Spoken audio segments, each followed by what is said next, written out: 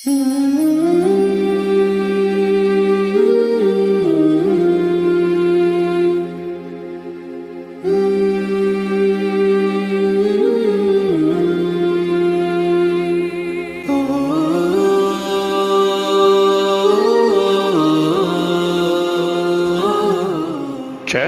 हुसैन सितारे राह इल्म व अमल।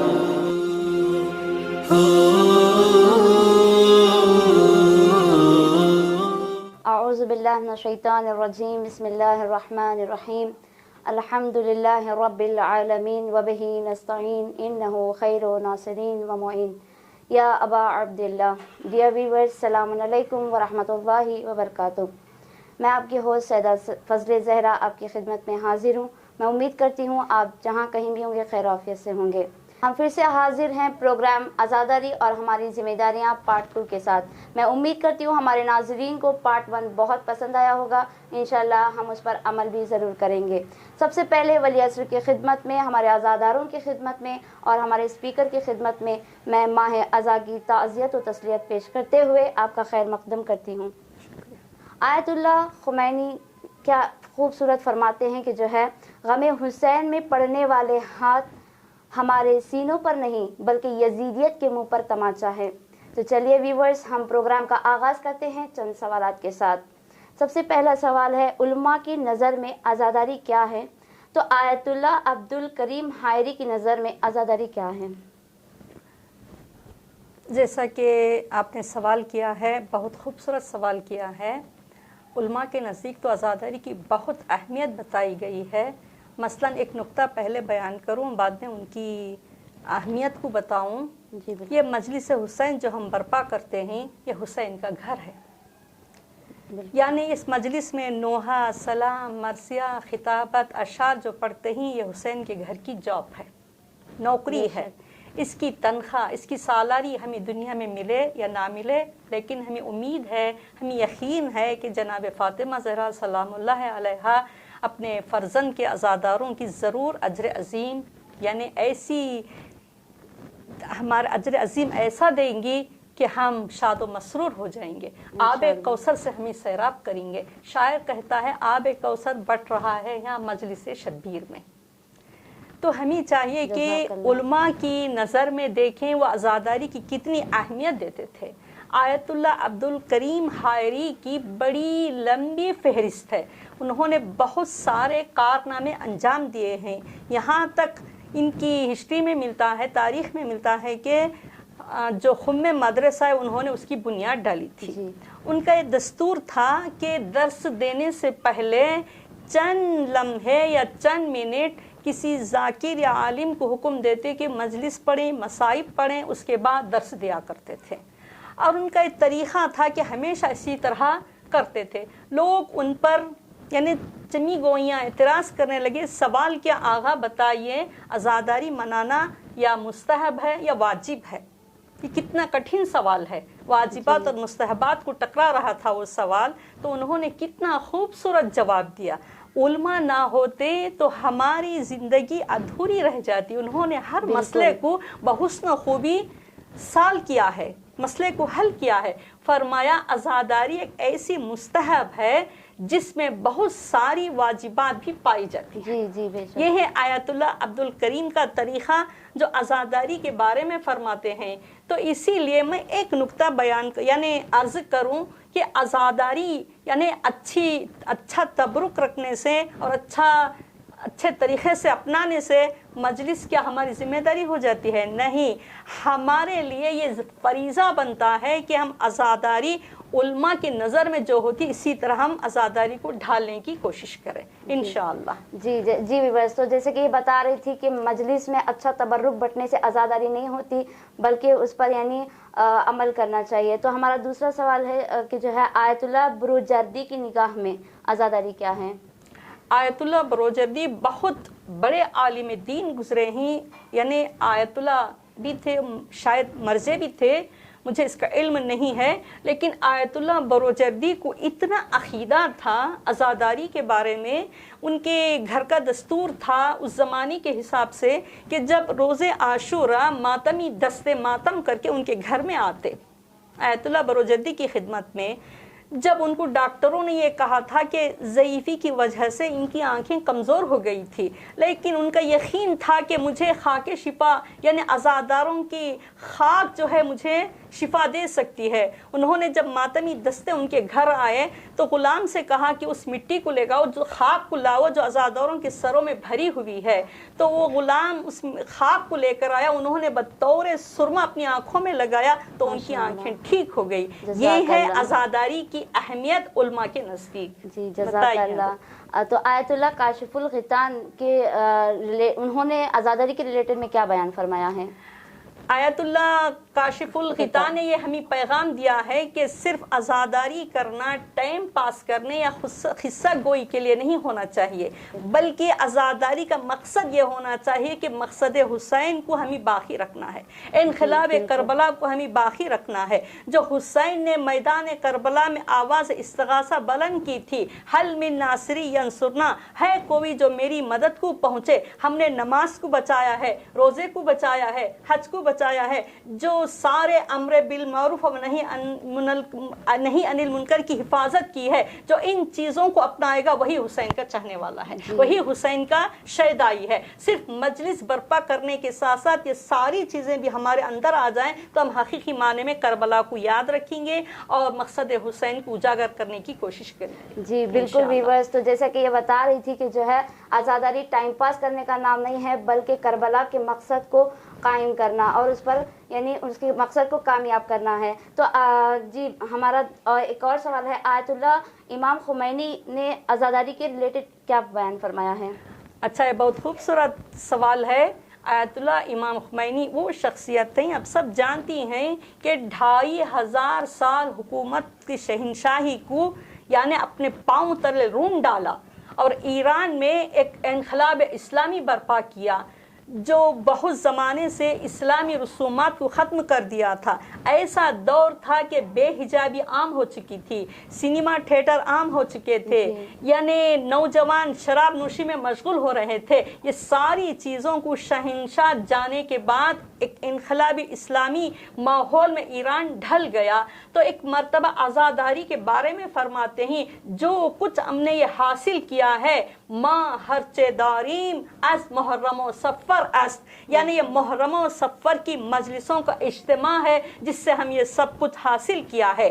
عزاداری ریڑھ کے ہڈی کے مانند ہوا کرتی ہے، ہم عزاداری کے بغیر جی نہیں سکتے۔ امام خمینی نے یہ سارے لوگوں کو فرمائش کی تھی کہ اگر تمہارے پاس تبرک کے لیے پیسہ ہو یا نہ ہو، ہر شب جمعہ مجلس برپا کرو، ایک چائے کی کپ کے سوا ساتھ کیوں نہ ہو، تم عزاداری میں تبرک تقسیم کرنا ہمارا مقصد نہیں ہونا چاہیے، مقصد حسین کو باقی رکھنا ہمارا مقصد ہونا چاہیے۔ ماشاءاللہ۔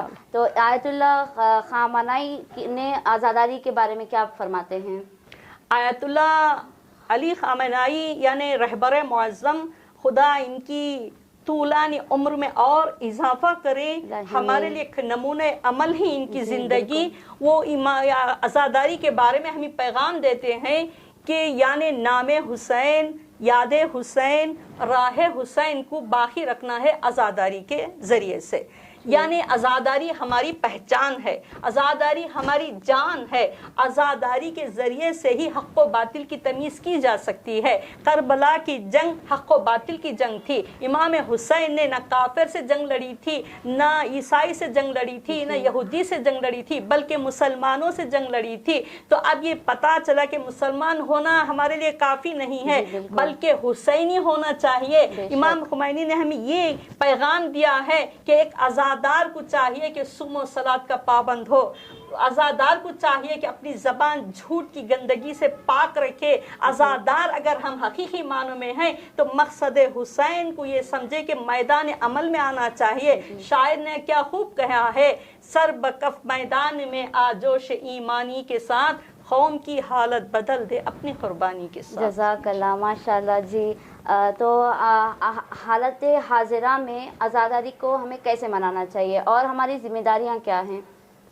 عزاداری کو اس ماحول میں جبکہ وبا کی وجہ سے سب پریشان ہیں کہ یہ محرم کس طرح سے ہوگا، جی یعنی ایک زمانہ ایسا بھی ملتا ہے کہ بنی عباسیہ کے زمانے میں متوکل ایک ایسا سخت ترین بادشاہ تھا جو عزاداری پر پابندی لگاتا تھا، لیکن شام میں ایک مومنہ رہتی تھی، اس نے کہا جو قربانی چاہتا ہے لے لے، مجھے حسین کی مجلس منانے دے۔ اس نے کہا اس کا امتحان لینا چاہیے، میں چاہتا ہوں کہ تو ایک بیٹے کو قربان کرے گی تو ایک مجلس پڑھنے کی یعنی کرنے کی اجازت دوں گا۔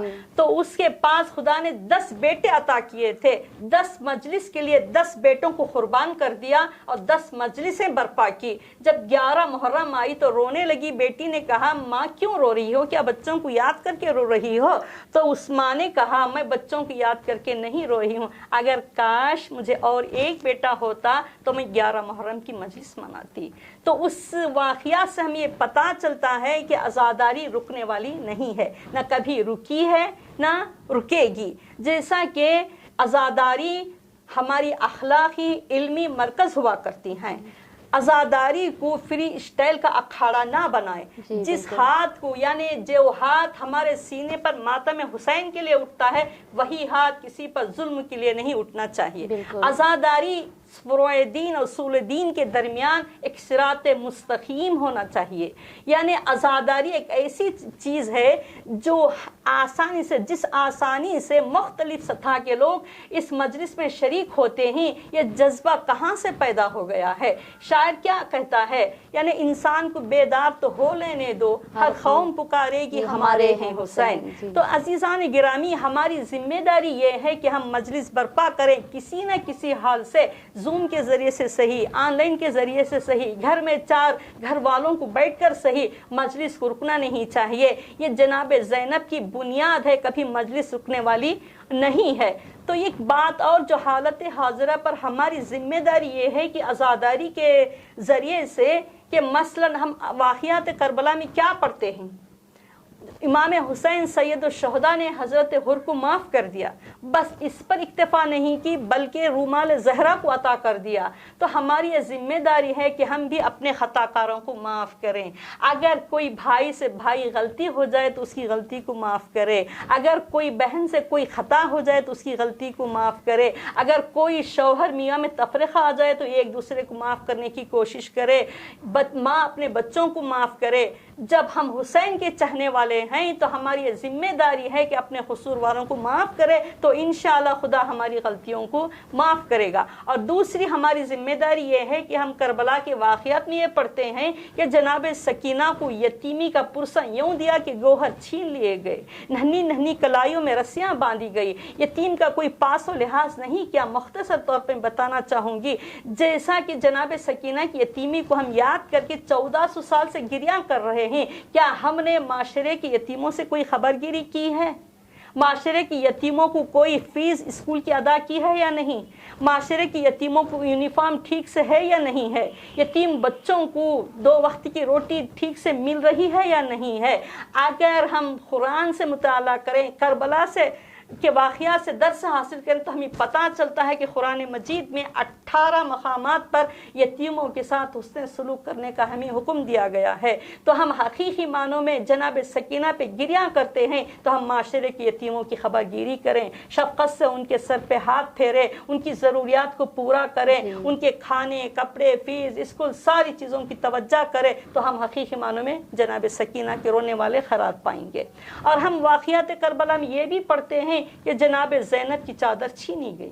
آج ہماری چادر کس نے چھینی ہے؟ کوئی نہیں چھینتا۔ جناب زینب نے کنیزوں کو یہ پیغام دیا ہے کہ اے زہرا کی کنیزوں، یہ چادر جو ہے میرے ماں کی امانت ہے، اس کی حفاظت کرنا تمہارا کام ہے۔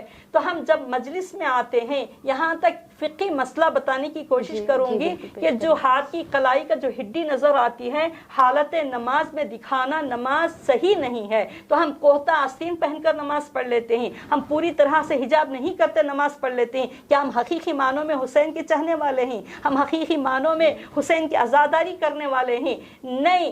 جہاں تک ہو سکے اگر ہم جناب زینب کی چادر پہ گریاں کرتے ہیں تو ہمارا हिजाब बाहिजाब होना चाहिए। हिजाब दो तरह का हुआ करता है, हिजाब सलाती और हिजाब गैर सलाती। हालत नमाज में हमारा हिजाब ऐसा होना चाहिए कि सारा जिस्म हमारा छुप जाना चाहिए सिवाय चेहरे और दोनों हाथों के। लेकिन गैर सलाती, हिजाब गैर सलाती क्या होता है, नमाज की हालत में नहीं है, बाप है, भाई है, शौहर है, बहन भाई हैं, तो इनके सामने पूरी तरह से नहीं बल्कि खुला रह सकती हैं, लेकिन नमाज में पूरी तरह से होना चाहिए। जिस तरह नामहरम से हम परहेज यानी हिजाब करते हैं, इसी तरह हम इससे भी यानी हालत नमाज में भी हिजाब करना चाहिए। बेहिजाबी के साथ नमाज पढ़ना यानी फ़िक़ही मसले के मुताबिक हमें ज़रूर यानी काफ़ी नहीं हो सकता, जहाँ तक हो सके हिजाब की पाबंदी करें। और ये एक हमारी जिम्मेदारी है कि हम इमाम सज्जाद की बीमारी पर गिरियाँ करते हैं, रोते हैं, आंसू बहाते हैं, बीमार के नीचे से बिस्तर खींच लिया गया, बीमार को कोई पुरसा नहीं दिया, तो क्या हमारी ये जिम्मेदारी नहीं बनती कि हम बीमार की देखभाल करें, तीमारदारी करें, बीमार की मुलाकात के लिए जाएं, उसके साथ कोई मेवाजात लेकर जाएं? तो खदम पर परवरदिगार आलम मलाइका को भेजता है, उनके लिए रहमत नाजिल करता है।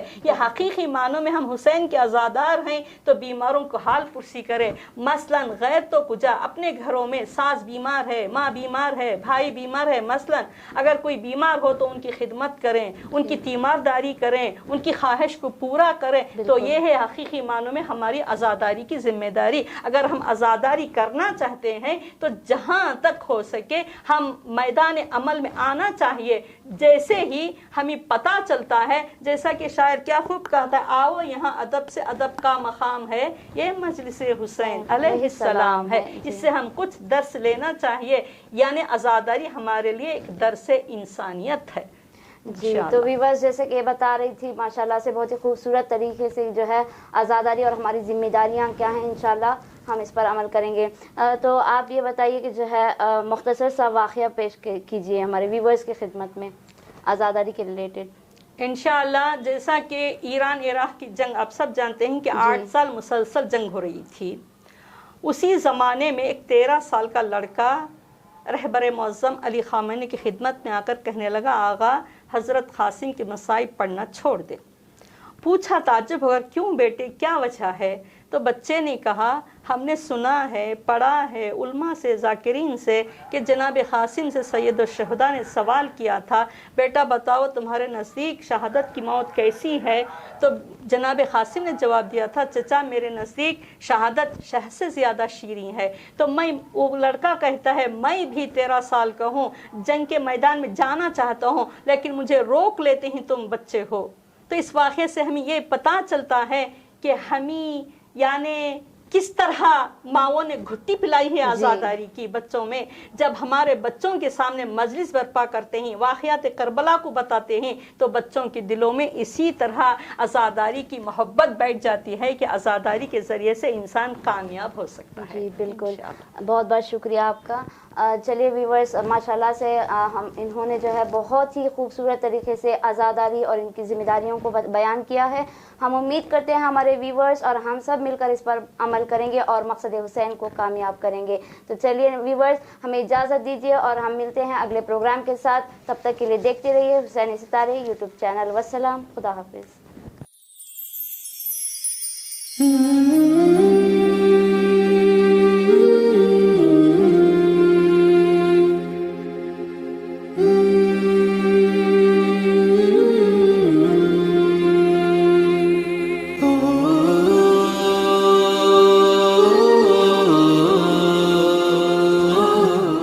चैनल हुसैन सितारे, राह इल्म व अमल।